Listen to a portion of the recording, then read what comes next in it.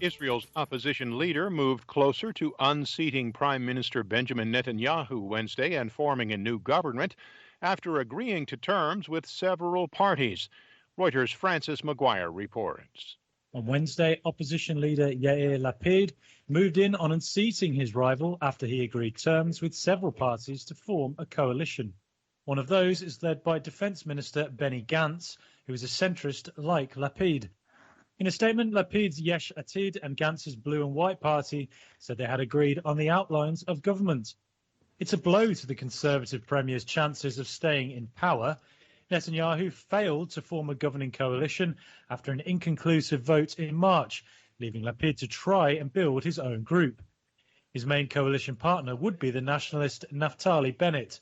The two men have proposed rotating the premiership, with Bennett serving as Prime Minister first. That's Reuters' Francis Maguire.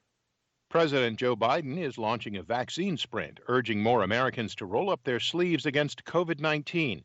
AP's Sagar Magani reports. The president says the nation's moving toward an all-American summer. A summer of joy, a summer of get-togethers and celebrations. But it first needs to pull out all the stops to meet his goal of having 70% of adults partially vaccinated by July 4th.